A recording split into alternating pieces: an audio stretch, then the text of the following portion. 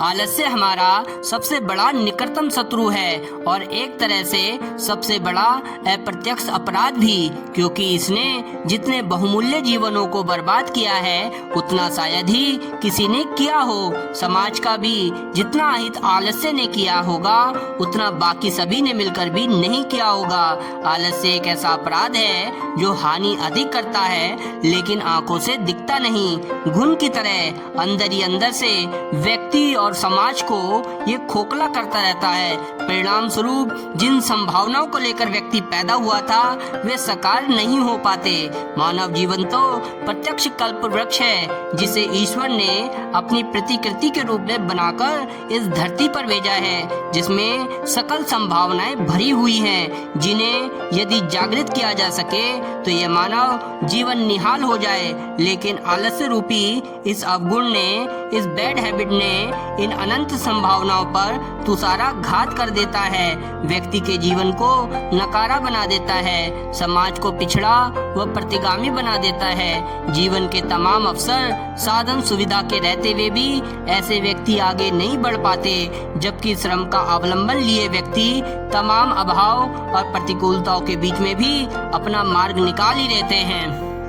पग पग पर ऐसे व्यक्तियों के अगणित उदाहरण देखने को मिलते हैं जो गई गुजरी स्थिति में पैदा हुए थे, जिनके घर की स्थिति, आर्थिक स्थिति व सामाजिक स्थिति भी ठीक नहीं थी, जिनके आधार पर उनसे कोई बड़ी आशा भी नहीं की जा सकती थी, लेकिन वे अपने अथक श्रम और प्रचंड पुरुषार्थ के बल पर वे निर्धारित लक्ष्य की ओर तीव्रता से आगे बढ़े और अभिष्ट फल को प्राप्त कर सके।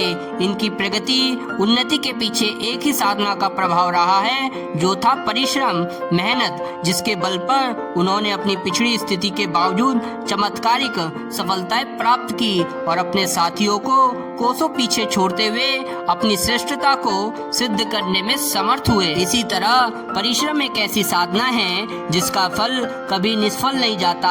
आज नहीं तो कल वे फलित अवश्य होता है, जन्मों जन्मों तक इसका प्रभाव रहता है। परिस्थितिवश चाहे भी दिशा में निर्धारित समय में यदि अमुक सफलता ना भी मिले तो भी व्यक्ति की प्रतिभा, मनीषा अन्य की तुलना में श्रेष्ठतर रहती है। वह दूसरों से अधिक सफल सिद्ध होता है और अपनी श्रेष्ठता सिद्ध करने में वह सक्षम होता है। जीवन में दरिद्रता, दुर्बलता और कुछ नहीं, व्यक्ति के शारीरिक और मानसिक आलस्य का ही परिणाम है। जिस वस्तु का समुचित उपयोग नहीं होता वह अपनी विशेषता खो बैठता है। श्रम से वंचित शरीर अपनी स्फूर्ति, तेजस्विता और बलिष्ठता खो बैठता है। आराम तलब व्यक्ति की जीवनी शक्ति दिन प्रतिदिन क्षीण होती जाती है। उसकी सर्दी, गर्मी और रोगों का सामना करने का सामर्थ्य कम हो जाता है। शरीर के रोगी होने के साथ मन का भी रोगी होना स्वाभाविक है। आलसी शरीर की बुद्धि भी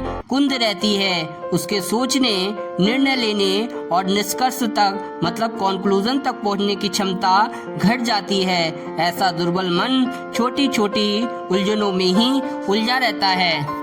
ईश्वर ने व्यक्ति को जो संभावनाएं दी थी वे एक छोटी सी मानसिक दुर्बलता के कारण अस्त व्यस्त हो जाती है। साथ ही आलस्य एक संक्रामक और घृणित बीमारी की तरह फैलता है और दूसरों को भी अपने प्रभाव क्षेत्र में लेकर उनको भी नकारा बना देता है। आज देश समाज में इस स्थिति को व्यापक स्तर पर देखा जा सकता है।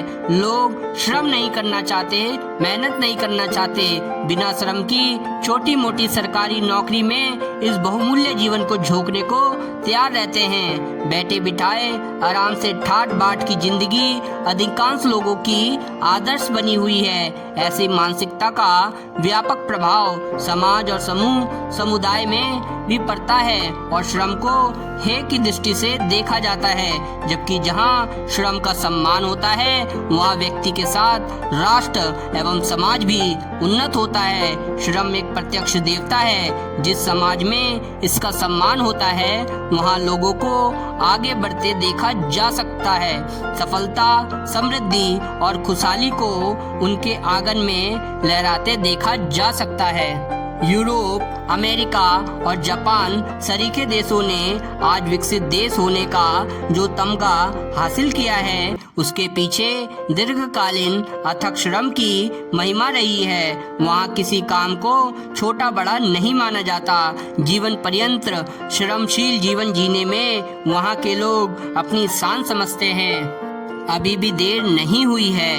यदि किसी कारणवश आलस्य प्रमाद में समय यूं ही बर्बाद होता रहा, मनोवांछित सफलता हासिल नहीं हो पाई, तो भी निराश होने की आवश्यकता नहीं है। श्रम देवता का आवाहन कर जीवन को नए सिरे से संवारा जा सकता है। आचार्य विनोबा भावे का जीवन इस संदर्भ में एक प्रकाश पुंज की भांति एक जीवंत मिसाल रहा है। वे आजीवन तन मन से परिश्रम में लगे रहे। औपचारिक स्कूली शिक्षा कम होने के बावजूद भी उन्होंने व्यक्तिगत अध्ययन के आधार पर उन्होंने विश्व की प्राय सभी प्रमुख भाषाओं और विचारधाराओं पर अपना अधिकार प्राप्त कर लिया था, जिसके चलते वो विश्व के गिने चुने मनीषियों में उनकी गिनती होती थी।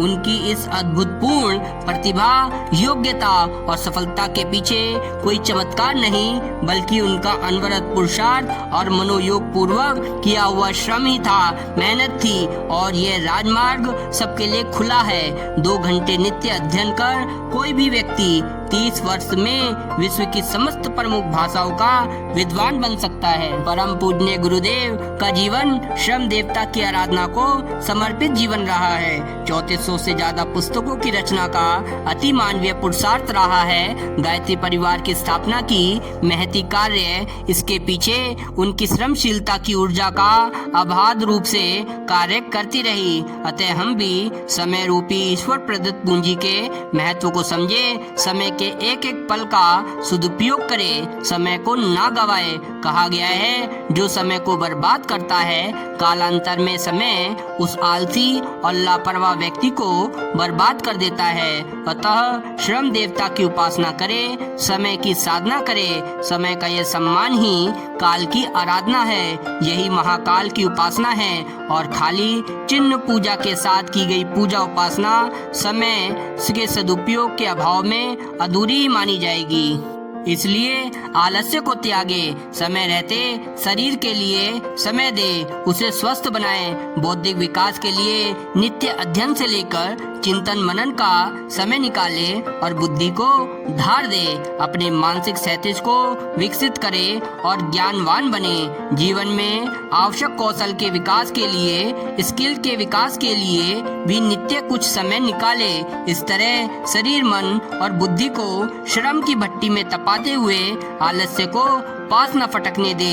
जीवन के हर स्तर पर आलस्य को भगाते हुए एक सक्रिय कर्मठ जीवन जिए और समाज का एक चैतन्य घटक बनकर इस जीवन को सार्थक बनाएं।